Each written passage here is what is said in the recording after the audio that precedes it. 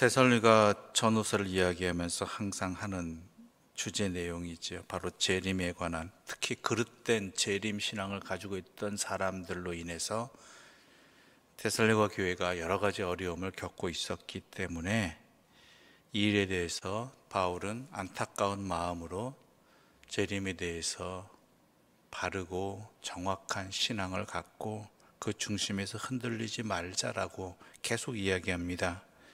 이 편지, 데살로니가 후서의 편지를 마무리하는 이 3장에서도 마찬가지입니다.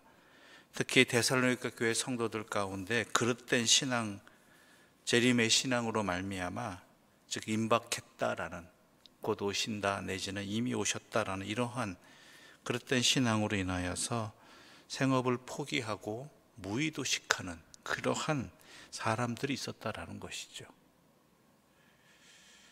그래서 사도 바울은 분명히 이야기합니다. 6절을 보게 되면 이렇게 기록되어 있습니다. 우리 함께 읽겠습니다. 6절의 말씀입니다.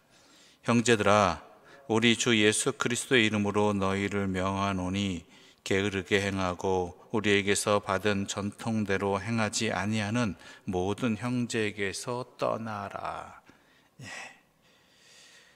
우리 주 예수 그리스도의 이름으로 너희에게 명하노니라는 것은 그만큼 확실히 하자라는 것입니다. 분명히 하자라는 것이죠. 흔들리지 말라는 것입니다. 그냥 권면이 아니라 주 예수 그리스도의 이름으로 명하노니라고 이야기되어 있죠. 그러면서 교회의 신앙과 또한 질서에 따르지 않는 이들을, 이러한 잘못된 신앙관으로 인해 교회 내 다른 성도들에게 영적 혼란과 피해를 주고 있는 사람들에게 멀리하라고 단호하게 이야기하고 있는 것입니다. 왜냐하면 그 영향이 좋은 영향이든 나쁜 영향이든 아무튼간 되도록이면은 선하지 않은 영향력으로 나타나기 때문이라는 것이죠. 본인이 의도치 않더라도 그 사람으로 인해서 누군가가 피해를 당하고 어려움을 당하는 일들이 반드시 생기게 된다는 것입니다. 그래서 그러한 부분에서는 분명히 하라라고 이야기하고 있습니다. 사도 바울은 계속해서 이렇게 이야기합니다. 제가 7절과 8절을 읽겠습니다. 어떻게 우리를 본받아야 할지를 너희가 스스로 아나니 우리가 너희 가운데에서 무질서하게 행하지 아니하며 누구에게서든지 음식을 값없이 먹지 않고 오직 수고하고 애써 주야로 일함은 너희 아마에게도 폐를 끼치지 아니하려 함이니 우리에게 권리가 없는 것이 아니요 오직 스스로 너희에게 본을 보여 우리를 본받게 하려 함이라. 즉 사도 바울 자신이 만약에 임박한 종말이 확실하다라면, 그러한 신앙이 맞다고 생각하면 설사 그럴지라도 내가 너희에게 행한 행동들이 어떠한지를 잘 살펴보라는 것입니다. 아무리 종말이 임박했다 할지라도 내가 당신들에게 부당한 이득을 취하거나 값없이 먹거나 게으르게 행하는, 주어진 일들에 최선을 다하지 않은 모습을 보인 적이 있었느냐? 그것이 아직 주님이 다시 오실 때가 멀었기 때문에 내가 지금까지 그렇게 한 것이 아니라 주님이 내일 당장 오신다 할지라도 어떻게 해야 될지는 바울과 그 일행들이 복음을 전하면서 그 데살로니가 교회나 주변 교회들에게 어떻게 행하며 살아왔는지를 보고 그렇게 행하며 살아야 된다라고, 자기에게 주어진 일들에 최선을 다해야 된다라고, 그러한 것을 분명히 말하고 있는 것이죠. 만약 그렇지 않았다면 바울 자신이 먼저 그렇게 행했을 것이다. 그러므로 헛된 것에 눈 돌리지 말고 미혹되지 말고 우리가 행한 바 그 본을 보인 것처럼 그렇게 자기에게 주어진 일들에 최선을 다해서 살아야 된다. 왜냐하면 그 일터와 또한 생활의 자리도 누가 허락하신 거예요? 하나님께서 허락하신 지금 현재 나의 사명의 자리이다라는 것이죠. 그러므로 분명히 말합니다. 사람들을 혼란스럽게 만드는 사람으로부터 떠나고, 그리고 각자의 생계를 열심히 일해서 최선을 다해서 살라라는 것입니다.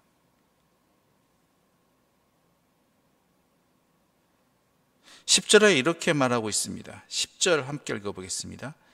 우리가 너희와 함께 있을 때에도 너희에게 명하기를 누구든지 일하기 싫어하거든 먹지도 말게 하라 하였더니, 심지어 이런 말까지 하였다라는 것이 사도 바울이. 누구든지 일하기 싫어하거든 먹지도 말게 하라. 즉 열심히 일하며 살아야 된다라는 것입니다.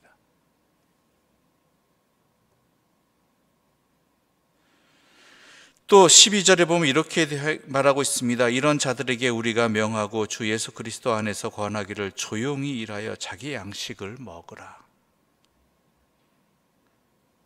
자기 먹을 것뿐만 아니라 자기가 책임져야 할 그 부분들에 있어서, 그 가족들에 있어서도 자기의 역할을 분명히 잘 하라는 것입니다. 이것이 이 땅을 살아가는 우리들의 역할이고, 또한 내일 당장 주님이 오신다 할지라도 우리에게 주님께서 바라시는 모습은 바로 이것이다라는 것이죠. 더군다나 주님이 언제 오실지는 아무도 모르지 않습니까? 왜 알려주시지 않겠습니까? 만약 주님이 다시 오시는 때 특별한 어떤 행동들이 필요하다라고 하면 우리를 사랑하시는 주님께서 우리에게 그것을 준비하도록 알려주시지 않겠습니까? 그럼에도 불구하고 우리에게 언제 오실는지 말씀 안 해주시는 것은 지금 현재 우리에게 주어진 일들의 최선을 다하는 것이 바로 우리의 역할이다라는 것이죠. 그것도 신앙 안에서 하나님의 백성답게 살아가는 것, 바로 그것이 하나님의 뜻이라는 것입니다. 그래서 사도 바울은 이렇게 말합니다. 13절 말씀 함께 읽겠습니다. 13절입니다. 함께 읽겠습니다. 형제들아, 너희는 선을 행하다가 낙심하지 말라. 선을 행하다 낙심하지 말라. 혹여나 바른 신앙관을 가지고 열심히 살아가던 교인들이 최선을 다해 살아가다가 중간중간 이런 상황들을 만나거든요. 왜냐하면 닥쳐오는 여러 가지 어려움들, 고난, 또한 실패, 이런 것들 가운데 낙심하거나 실망하는 경우들이 있다는 것이죠. 하나님 말씀대로 열심히 살아가다가도 항상 성공하는 것이 아니라 똑같이 실패하고 괴로움이 다가오고 고난이 다가오는데, 그럴 때마다 우리는 또한 이러한 그릇된 재림의 신앙을 가진 사람들의 그 모습과 그들의 행동과 그들의 주장 때문에 혹여나 흔들려 버릴 때가 있다는 것이죠. 그러지 말라라는 것입니다. 선을 행한다는 것이 무엇입니까? 하나님 뜻대로 행하는 것입니다. 그럴 때 우리에게 항상 다가오는 이러저러한 일들 때문에 낙심하지 말고 끝까지 잘 감당해 나가라는 것입니다. 그것을 분명하게 우리에게 사도 바울은 권면하고 있는 것이죠. 우리가 본질을 행할 때 비난받지 않는 것처럼 가정과 일터, 교회에서 하나님께서 나에게 맡겨주신 사명을 잘 감당하는 것, 그것이 바로 주님의 뜻이고 우리의 삶의 본질임을 항상 잊지 말라는 것입니다. 그리고 우리가 수고했을 때 때로는 헛된 것처럼 느껴지는 부분도 있겠지만 우리 주님은 그것을 헛되게 절대로 받으시는 분이 아니라는 것이죠. 나는 모르지만, 세상은 모르지만 우리 주님은 분명히 아시고 또한 쓰신다라는 것입니다. 받으신다는 것입니다. 그러면서 다시 한번 사도 바울은 권면합니다. 14절과 15절의 말씀 함께 읽겠습니다. 14절과 15절입니다. 누가 이 편지에 한 우리 말을 순종하지 아니하거든 그 사람을 지목하여 사귀지 말고 그로 하여금 부끄럽게 하라.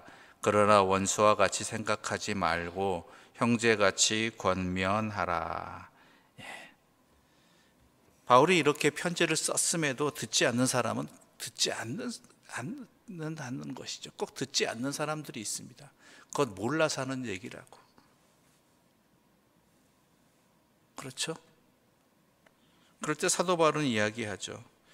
사도 바울의 가르침대로 순종하지 않는 성도가 있다면 그들을 어떻게 해야 되느냐? 특별히 주의하여 사귀지 말라는 것입니다. 근데 여기서 오해하지 말아야 될 것은요, 그를 부끄럽게 한다는 것이 목적이 어디에 있느냐? 그를 돌이키게 하는데 목적이 있다라는 것입니다.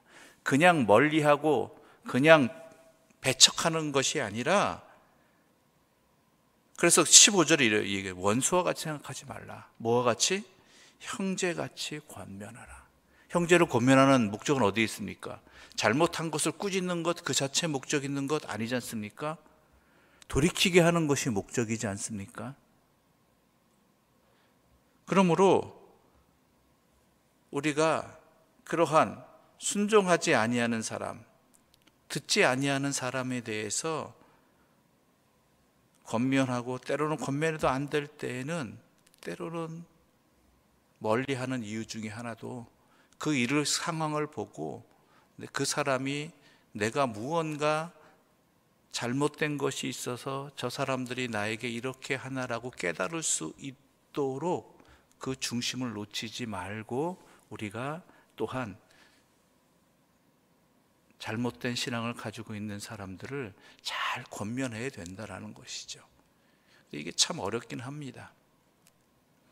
열심히 기도해야 되는 상황이고 주님께 또한 맡기고 의지해야 되는 그러한 상황들이 있습니다. 앞서 말한 것들도 이것이죠. 선을 행하다가 낙심하지 말지니라.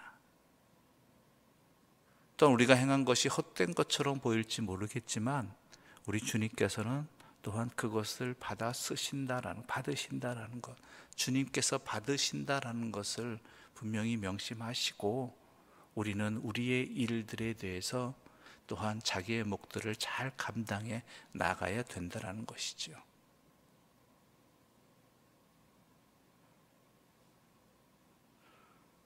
아무튼간 바른 신앙을 갖는 것은 매우 중요합니다. 세상은 신앙이란 이름으로 우리에게 잘못된 길로 미혹하는 경우들이 너무나 많기 때문입니다. 눈에 확실히 구별되어지는, 또한 분명하게 판단되어지는 것들로 우리를 미혹하지 않습니다. 신앙이란 이름 아래에서, 하나님의 뜻이란 이름 아래에서 하나님의 말씀을 교묘하게 우리들을 미혹하게 만들어 버린다는 것이죠. 데살로니가 교회에 사도 바울이 계속해서 권면하였던 재림에 관한 신앙도 마찬가지입니다. 주님이 재림 안 하신다는 얘기 아닙니다. 반드시 오신다는 것이죠. 우리도 이미 알고 있고 믿고 있고 또한 깨닫고 있는 바입니다. 그럼에도 불구하고 그 재림에 대한 신앙을 교묘하게 이용해서 우리로 하여금 잘못된 길로, 또한 잘못된 영향을 미치게 하는 것이 바로 악한 세력의 미혹이라는 것이지요. 그러므로 제대로 알고 바르게 깨닫고 잘 분별하는 것, 이것을 위해 성령의 도우심을 간구하는 것, 바로 이것이 우리에게 항상 필요한 부분이라는 것입니다. 단지 재림신앙뿐이겠습니까? 우리의 일상의 삶을 살아가는 가운데에도 우리에게 미혹되게 만들어버리고 우리로 하여금 하나님의 길로 제대로 가지 못하게 하는 신앙이라는 이름 아래에서, 하나님의 뜻이라는 이름 아래에서 잘못 전해지고 또한 미혹되게 만드는 것들이 곳곳에서 있습니다.